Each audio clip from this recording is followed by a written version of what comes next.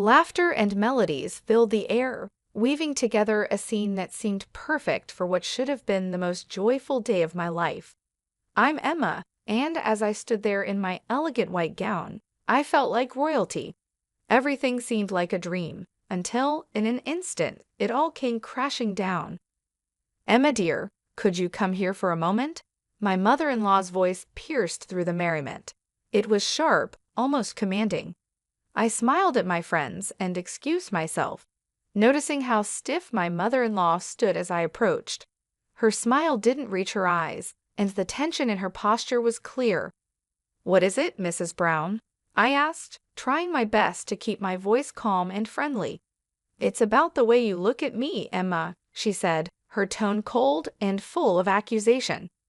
"I know what contempt looks like, and you have it written all over your face. I am your husband's mother, and I deserve respect, not this disdain." Her words took me by surprise, my mind racing, trying to make sense of what she was saying. "Mrs. Brown, I think you've misunderstood. I have nothing but respect for you," I replied, feeling a wave of confusion wash over me. "Respect? Ha!" she scoffed, her eyes narrowing. "I see the way you roll your eyes at me, the sighs when I speak. You think I don't notice? You've even turned my son against me." Her voice was getting louder, and I could feel the eyes of nearby guests starting to turn toward us. I struggled to keep my composure. Before I could respond, Lucas, my husband, appeared by our side, his brow furrowed with concern. "Mom, what's going on here?" he asked, looking between the two of us. "Your wife, Lucas, she's been nothing but disrespectful to me," Mrs. Brown said, her voice trembling with emotion. "She's been looking down on me, and today of all days, she's been the worst." Tears welled up in her eyes as she clutched Lucas's arm. "Emma, is this true?" Lucas asked, his face filled with a mix of disbelief and confusion, his gaze searching mine, waiting for an answer. "No, it's not true," I replied, my voice firm but calm. "I've done nothing to disrespect her. She's lying." "Lucas, I'm your mother. Would I lie to you?" Mrs. Brown cried, her grip on his arm tightening. Tears now streamed down her face, adding to the drama unfolding in front of everyone. For a moment, the world seemed to slow down as Lucas's face changed from concern to anger. Without warning, he reached down, took off his shoe, and in one swift motion, struck me on the head. The sound echoed in the now silent room, and I stood frozen, my hand instinctively rising to my stinging scalp. The guests around us gasped in shock, but no one moved. I felt a mix of emotions, hurt, betrayal, and anger, all swirling inside me. I wasn't sure what to say or even how to react. "How could you?" I whispered, though I wasn't directing the question to anyone in particular.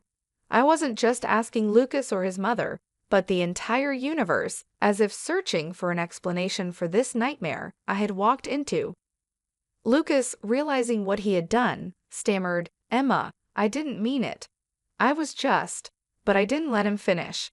"No," I said, my voice firm and steady despite the storm brewing inside me. "You've shown me exactly who you are." The pain of being hit was nothing compared to the pain of realizing the man I had just married was capable of this. I turned away from them both, knowing this moment had changed everything. I faced the guests, most of whom were still staring in stunned silence. "I'm sorry you had to witness this," I said, my voice calm, though my heart raced. "Please continue to enjoy the celebration. I need a moment alone." Without waiting for a response, I walked out of the room. The music had stopped, and the laughter had died down. The world outside seemed so different now, the joy and excitement of the day a distant memory. I found a quiet corner away from the noise and chaos, my mind racing with thoughts of what had just happened. How had everything fallen apart so quickly? Just moments ago, I had been filled with happiness, believing I was beginning a new chapter of my life. And now, I felt like my entire world had been turned upside down. My mother-in-law's accusations, Lucas's assault, the judgmental stares of the guests, it was all too much to bear. I needed time to think, to process everything. Could I really continue with this marriage after what had just happened? Could I trust Lucas again? The questions weighed heavily on my mind as I stood there, feeling lost and unsure of what to do next. But one thing was clear: my life had changed, and there was no going back. The perfect day I had imagined was gone, replaced by something darker and more painful. What I had to do now was figure out how to move forward, even if that meant doing it alone. I walked away from the crowd, and as soon as I did, I could hear the whispers start behind me. But I refused to let them affect me. I kept my head held high, knowing that this was not the end for me. Instead, it was the beginning of something new. My mind started racing, forming a plan. I wasn't going to let this humiliation go unanswered. Once I reached the privacy of the bridal suite, I allowed myself to finally feel the emotions I had been holding back. Tears streamed down my face, but they weren't just tears of pain. They were also tears of determination. This moment wouldn't break me. I would not be a victim. I would rise above this and become a victor. My resolve was stronger than ever. After everything that had happened, I knew that I had to take action. I couldn't let them get away with it. The first step in my plan was to gather proof, undeniable evidence of the way Lucas and his mother had treated me. I decided to hire a private investigator to help me. Mr. Harris was known for being discreet and effective, just the person I needed for this delicate situation. "Mr. Harris, I need your help," I said when I called him. "My husband, Lucas, and his mother haven't exactly been kind to me. I need evidence of their behavior." "What kind of evidence are we looking for?" Mr. Harris asked, his voice calm and professional. "Anything that shows a pattern," I explained. "Emotional, financial, or even legal abuse. Anything that can prove what they've been doing." "Understood," he replied. "I'll start with surveillance and a background check. I'll dig into their pasts, finances, everything. You'll get what you need." With Mr. Harris on my side, I felt like I was finally taking control. I began recording every interaction I had with Lucas and his mother, every phone call, every conversation. I needed all the evidence I could gather. I wasn't going to leave anything to chance. In the midst of all this chaos, my best friend Sophie became my biggest source of comfort and support. She had been there for me through everything. "Sophie, I don't know how I would get through this without you," I confessed one day when things felt especially overwhelming. "You don't have to go through this alone," she reassured me. "I'm here for you always. So what's the plan?" "I'm collecting evidence," I said, explaining my plan to her. "Mr. Harris is helping too. I want to expose Lucas and his mother for who they really are." Sophie looked at me with concern. "Be careful, Emma," she warned. "They're not going to see this coming, and when they do, they'll be furious." "I know," I nodded, "but I can't let them get away with this." Over the next few weeks, the evidence I collected started to build up. It was clear from the phone calls that Lucas's tone was often aggressive and demeaning. The financial records Mr. Harris uncovered revealed just how much control Mrs. Brown had over his assets. Some of the transactions we found were questionable, hinting at possible fraud. The more we uncovered, the more disturbing the picture became. One evening, Sophie and I sat down together to review all the findings. As we combed through the documents, something jumped out at us. "Look at this, Sophie," I said, pointing to a series of bank statements. "They're moving large sums of money, but where is it all going?" "And these emails," Sophie added, scanning through them. "It sounds like they're planning something, but we don't know what yet." "We need to connect the dots," I said, feeling the weight of everything we were uncovering. "This isn't just about emotional abuse anymore. There's a whole web of lies and manipulation going on." Sophie's eyes widened as she stared at the evidence in front of us. "Emma, we're on to something big here," she said, her voice filled with both excitement and fear. The more I delved into the evidence, the clearer it became that Lucas and his mother were involved in more than just toxic behavior. This went beyond their mistreatment of me. They were hiding something much bigger, something possibly illegal.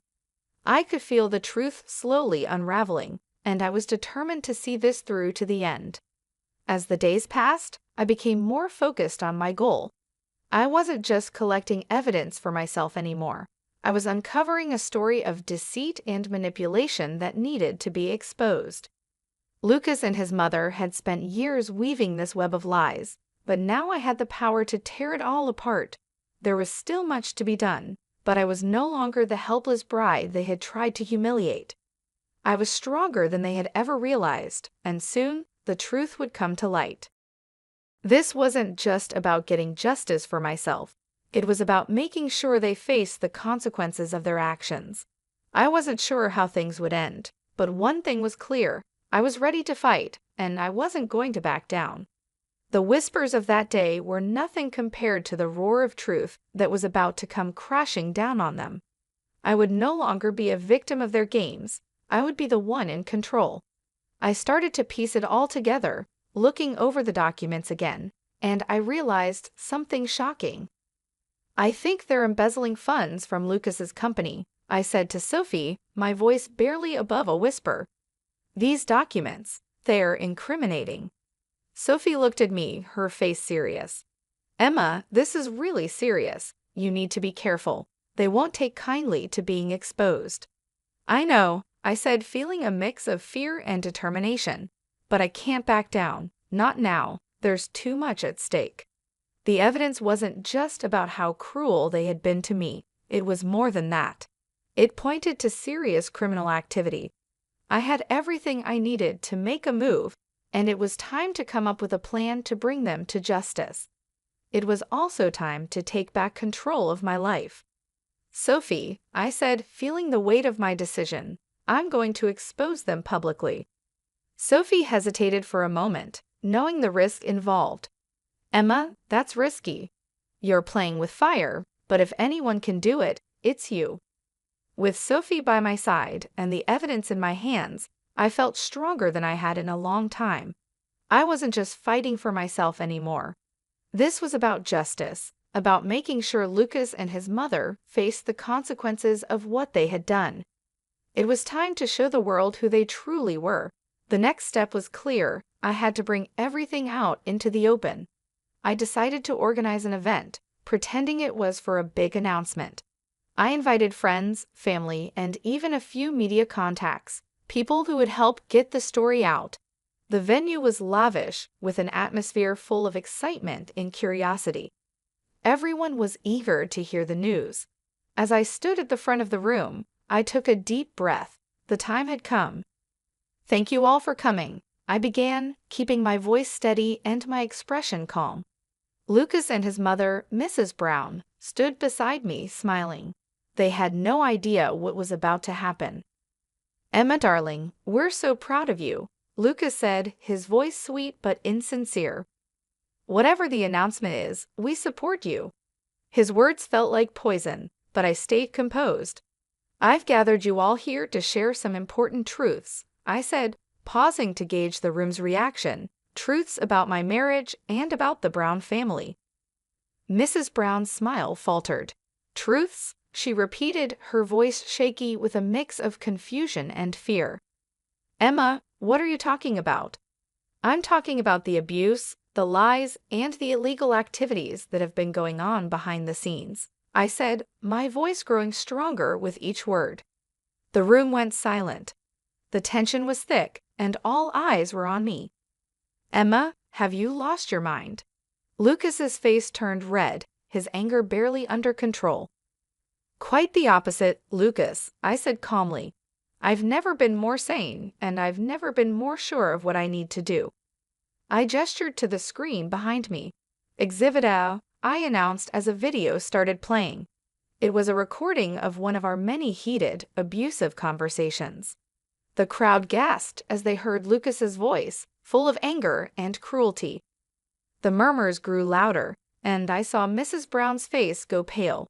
Her hands started to tremble. "This is just the beginning," I said, holding up a folder filled with documents.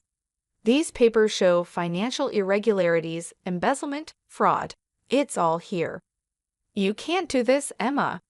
Lucas shouted, his voice a mix of pleading and threat. "You're ruining everything." I looked him straight in the eye. "I'm not ruining anything, Lucas. I'm exposing the truth, a truth that everyone deserves to see." The media personnel who had been invited started clicking their cameras, capturing every moment of this dramatic revelation. There was no turning back now. This was it. "Emma, please." Mrs. Brown's voice was barely a whisper, her confidence shattered. "Let's talk about this privately. There's no need for this public display." I shook my head. "No, Mrs. Brown. No more private discussions. The time for hiding is over." As I continued to show more evidence, the reactions in the room varied. Some guests looked shocked, others shook their heads in disbelief. There were whispers and murmurs among the crowd, but no one could deny what they were seeing. Lucas and Mrs. Brown stood frozen, their masks of respectability slipping away, revealing the truth beneath. "This is my story," I said, addressing the room. "A story of surviving abuse and standing up against injustice.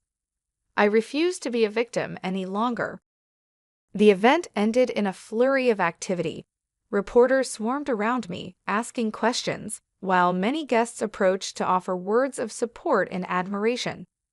I had done it. I had exposed the truth, standing strong and maintaining my composure through it all. It was a moment of triumph, a moment where I finally reclaimed my power and my voice. But this wasn't the end. The courtroom was the next step, the place where everything would come to a final conclusion. As I sat in that stark, imposing room, a mix of nervousness and determination washed over me. My lawyer sat beside me, ready to fight for justice. This was the final act of my journey, and I was ready to see it through to the very end. I couldn't help but notice how uneasy Lucas and Mrs. Brown looked across the courtroom. Their once confident faces were now filled with anxiety as the trial began. "Your Honor, we are here to present the case against Lucas and Mrs. Brown," my lawyer said, his voice steady and strong. "This isn't just about a divorce. It's about years of emotional and financial abuse that Emma has endured." Lucas leaned toward me from across the room, whispering, "Emma, you can't win this. You're going too far." I met his gaze, my voice calm but firm. "This isn't about winning, Lucas. It's about justice. It's about showing everyone who you truly are." The trial moved forward, and my lawyer presented the evidence with precision. There were the recordings of Lucas's cruel words, the financial documents revealing their manipulation, and all the proof that painted a clear picture of the painful life I had lived. Each piece of evidence was undeniable. "Your Honor, as you can see, the evidence is overwhelming," my lawyer continued. "We are not only seeking the divorce, but also legal action for the wrongs that have been committed against my client." Mrs. Brown, clearly rattled, tried to defend herself. "Your Honor, this is all just a misunderstanding. Emma is exaggerating," she stammered, her voice weak even to her own ears. I looked straight at her, my words steady and direct. "Exaggerating? The evidence speaks for itself. You can't hide from the truth anymore." The judge listened carefully, reviewing all the evidence and testimonies presented. After what felt like an eternity, she finally made her ruling. "In light of the overwhelming evidence, I grant the divorce and order legal action against both Lucas and Mrs. Brown for their conduct." As the gavel struck, a wave of relief and vindication washed over me. It was over. I had stood up to them, fought for justice, and emerged victorious. The long, painful chapter of my life was finally closed. With the legal battles behind me, I knew it was time to start a new chapter, one focused on healing and rebuilding. I found a small, peaceful home in the countryside, a world away from the chaos and drama of my past. The quiet and beauty of the place were just what I needed. Sitting on the porch of my new home with a warm cup of tea in my hands, I gazed at the serene view before me. The trees gently swayed in the breeze, birds chirped in the distance, and the sun shone softly. For the first time in what felt like forever, I felt a sense of peace wash over me. This was a fresh start, a life free from lies, manipulation, and pain. My journey had been difficult, but it had been worth it. I hadn't just survived, I had triumphed. I had found my inner strength, reclaimed my voice, and now I was free. As the sun began to set, casting a warm glow over the horizon, I smiled to myself. I was exactly where I was meant to be. The future was uncertain, but it was mine to shape, a future filled with hope, healing, and happiness. This was my story of triumph, the story of a woman who refused to be silenced. I had stood tall against all odds, and now I was living a life of freedom and peace.